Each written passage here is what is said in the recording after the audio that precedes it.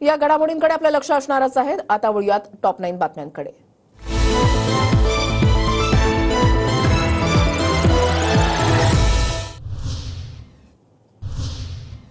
ईव्हीएमवरून विरोधक आक्रमक झालेले आहेत। पाहूयात त्या संदर्भातल्या टॉप 9 बातम्या। मार्कडवाडीमध्ये येणं चुकीचं आहे का? पवारांचा देवेंद्र फडणवीसांना सवाल। मुख्यमंत्र्यांनी स्वतः मार्कडवाडीला भेट द्यावी, लोकांचं म्हणणं ऐकावं असंही वक्तव्य। तर ईव्हीएमवर नको, जुन्या पद्धतीने मतदान घ्या, तालुक्यातील सर्व गावांमध्ये ठराव करा, तुमचा ठराव योग्य ठिकाणी पोहोचवू, मार्कडवाडीमध्ये शरद पवारांचं आवाहन।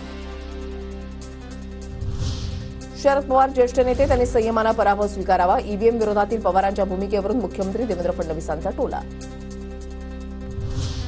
शिंदे गट आणि अजित पवार गटाला एकूण मतं आमच्यापेक्षा कमी, तरी जास्त जागा कशा? निवडणुकीमधल्या मतांची आकडेवारी सांगा, शरद पवारांकडून निकालावर शंका व्यक्त। मार्कडवाडीमध्ये उत्तम जानकरांना मतदान झालंच नाही, बॅलेट पेपरवर निवडणुका घ्या, आमची तयारी। राम सातपुते समर्थकांची मागणी। तर मतमोजणीच्या पहिल्या आणि दुसऱ्या फेरीमध्ये काहीतरी गडबड, बॅलेट पेपरवर निवडणूक घ्या, मी राजीनामा देतो, उत्तम जानकरांचं आव्हान। ईव्हीएमवर आक्षेप घेणाऱ्या आमदार खासदारांनी राजीनामा द्यावा, पियुष गोयल यांचं आव्हान। ईव्हीएमवर शंका म्हणजे स्वतःची निवड चुकीची झाली असं विरोधक मानतात का, असाही केला सवाल।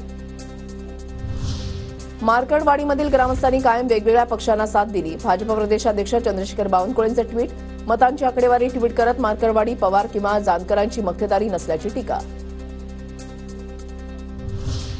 सत्ताधाऱ्यांना विजयावर विश्वास नाही, म्हणजेच त्यांच्या विजयामध्ये काहीतरी घपला आहे, उद्धव ठाकरेंची टीका। त्यांच्याकडे जल्लोषच नाहीये याचा अर्थ की त्यांना त्यांच्या विजयावरती विश्वासच बसत नाही, म्हणजेच त्या विजयामध्ये काहीतरी घपला आहे। काय मशीन घोटाळे आहे, बरेच घोटाळे आहेत।